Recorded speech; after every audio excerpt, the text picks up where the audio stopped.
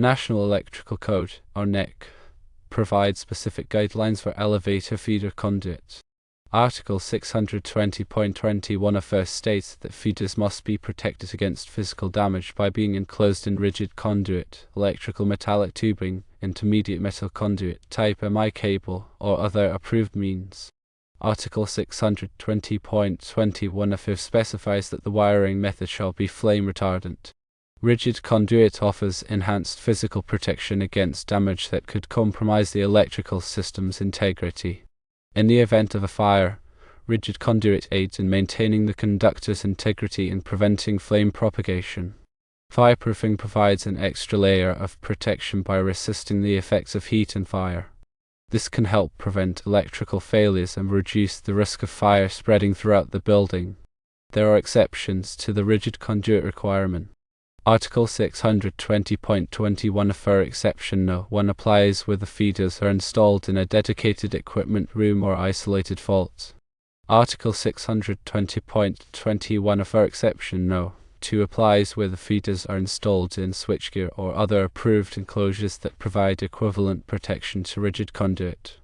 The specific requirements for elevator feeder conduit may vary based on local building codes and regulations. It is recommended to consult with a qualified electrician or local code authority for guidance on the particular requirements for your elevator upgrade project. Fireproofing materials should be listed and labeled for use with electrical conduit.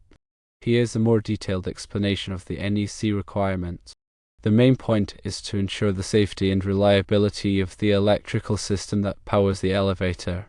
Elevators are critical systems in buildings, and their electrical feeders must be protected from damage and fire. The NEC provides these regulations for a reason. Let's go deeper into each aspect. Firstly, Article 620.21 calls for physical protection of the feeders. This means that the conductors that supply power to the elevator equipment must be enclosed in a raceway or cable assembly that can withstand physical impacts, abrasion, and other potential hazards. Rigid conduit, electrical metallic tubing, or IMT, intermediate metal conduit, or IMC, and type MI cable are all examples of wiring methods that meet this requirement. Rigid conduit is the most robust option, providing the highest level of protection. EMT and IMC are lighter weight alternatives that can be used in some situations. Type MI cable is a mineral insulated, metal sheath cable that is also very durable. Other approved means of protection may include cable trays, cable bus, or other types of raceways that are specifically listed for the purpose. Secondly, Article 620.21 mandates that the wiring method be flame retardant. This means that the materials used to construct the wiring method must be resistant to burning and must not contribute to the spread of fire. Flame retardant materials are typically made from plastics or other polymers that have been treated with chemicals to reduce their flammability. The conductors themselves must also have flame retardant insulation. The reason for requiring flame retardant wiring is to prevent a fire in the elevator equipment from spreading to other parts of the building. If the wiring were to catch fire, it could quickly ignite other combustible materials and create a dangerous situation. Thirdly, the rationale behind using rigid conduit and fireproofing is to provide the highest level of protection against physical damage and fire. Rigid conduit is very strong and can withstand significant impacts. It is also resistant to corrosion and other environmental factors. Fireproofing materials can be applied to the conduit to further protect it from heat and fire. These materials form a barrier that insulates the conduit and prevents it from overheating. Fourthly, the exceptions to the rigid conduit requirement are intended to provide some flexibility in situations where it is not practical or necessary to use rigid conduit. Article 620.21 for exception no. 1 allows the use of other wiring methods if the feeders are installed in a dedicated equipment room or isolated vault. This is because these spaces are typically well protected from physical damage and fire. Article 620.21 for exception no. 2 allows the use of other wiring methods if the feeders are installed in switchgear or other approved enclosures that provide equivalent protection to rigid conduit. This is because these enclosures are designed to contain electrical faults and prevent them from spreading. Fifthly, additional considerations are important to keep in mind when designing and installing elevator feeder conduit. The specific requirements for elevator feeder conduit may vary depending on local building codes and regulations. It is important to consult with a qualified electrician or local code authority to ensure that the installation meets all applicable requirements. Fireproofing material should be listed and labeled for use with electrical conduit. This will ensure that the materials have been tested and approved for this application. In summary, the NEC requires elevator feeder conduit to be protected against physical damage and fire. Rigid conduit is the preferred wiring method, but other options may be allowed in some situations. It is important to consult with a qualified electrician or local code authority to ensure that the installation meets all applicable requirements. To elaborate even further, let's consider some specific scenarios. Imagine an elevator shaft that is located in a high-traffic area of a building. In this case, it would be particularly important to use rigid conduit to protect the feeders from physical damage. Or suppose that the elevator is located in a building that is prone to fires. In this case, it would be important to use fireproofing materials to protect the conduit from heat and fire. The NEC requirements for elevator feeder conduit are designed to ensure the safety and reliability of these critical systems. By following these requirements, we can help to prevent accidents and injuries. Let's discuss the types of approved wiring methods in more detail. Rigid metal conduit, or RMC, is a heavy-duty steel conduit that provides excellent physical protection. It is typically used in applications where the conduit is exposed to severe physical damage. Intermediate metal conduit, or IMC, is a lighter weight steel conduit that provides good physical protection. It is typically used in applications where the conduit is not exposed to severe physical damage. Electrical metallic tubing, or IMT, is a thin-walled steel conduit that provides moderate physical protection. It is typically used in applications where the conduit is not exposed to significant physical damage. Type MI cable is a mineral-insulated, metal sheath cable that provides excellent physical protection and fire resistance. It is typically used in applications where the cable is exposed to high temperatures or corrosive environments. Cable trays are open support systems that are used to support cables. They can be used with a variety of wiring methods, including RMC, IMC, EMT, and Type MI cable. Cable bus is a prefabricated assembly of conductors and insulators that is enclosed in a metal housing. It provides excellent physical protection and fire resistance. The selection of the appropriate wiring method depends on a number of factors, including the location of the elevator, the type of building, and the potential hazards to which the wiring will be exposed. Now let's dive deeper into fireproofing. Fireproofing materials are typically applied to the exterior of the conduit. They form a barrier that insulates the conduit and prevents it from overheating.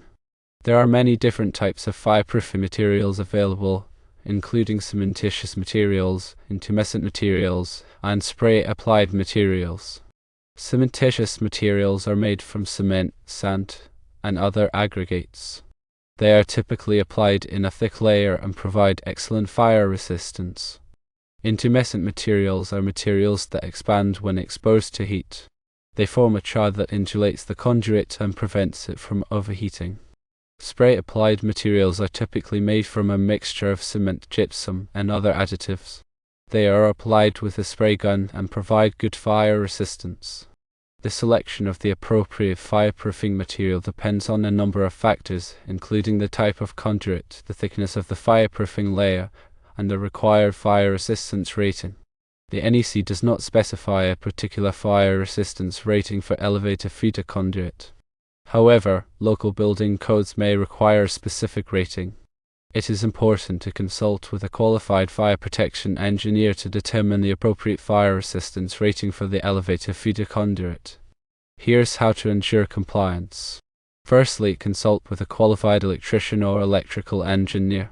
They can assess the specific requirements for elevator feeder conduit and recommend the appropriate wiring methods and fireproofing materials. Secondly, review local building codes and regulations. These codes may have additional requirements for elevator feeder conduit that are not covered by the NEC. Thirdly, obtain permits and inspections. Most jurisdictions require permits and inspections for electrical work, including elevator feeder conduit installations. Fourthly, use listed and labeled materials.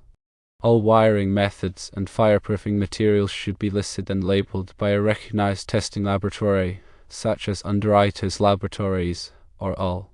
This ensures that the materials have been tested and approved for their intended use.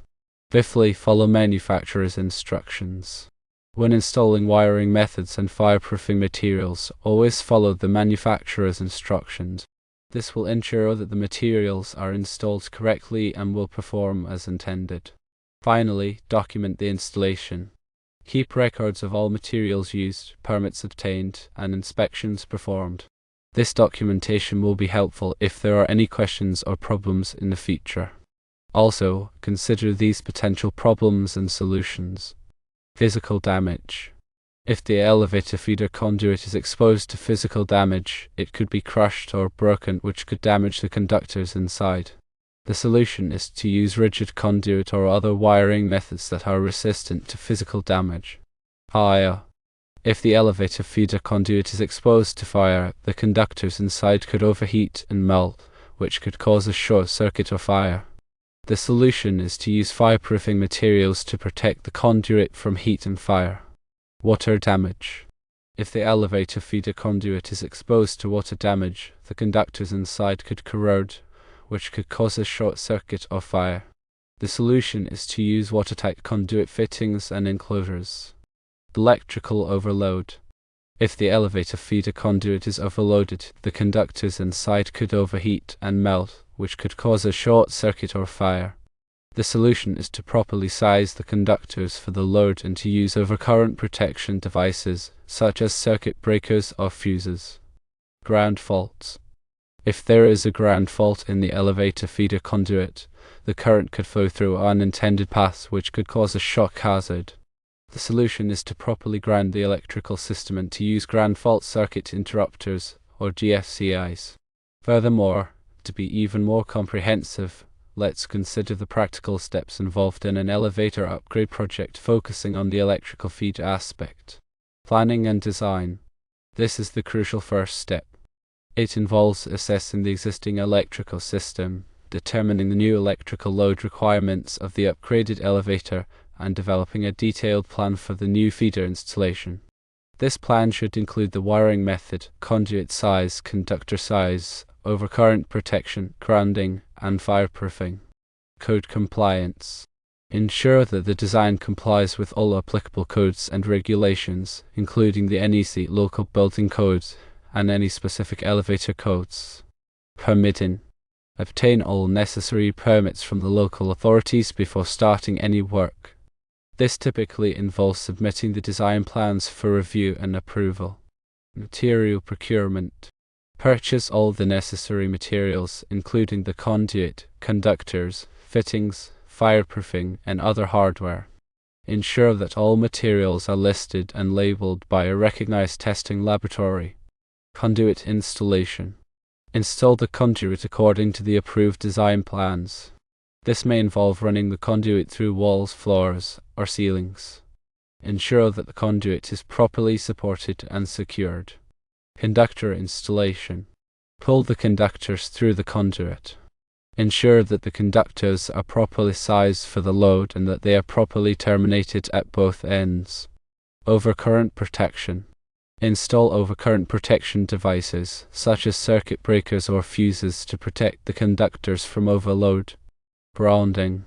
Properly ground the electrical system to prevent shock hazards. This involves connecting the equipment grounding conductor to the building's grounding system. Fireproofing application. Apply fireproofing materials to the conduit according to the manufacturer's instructions.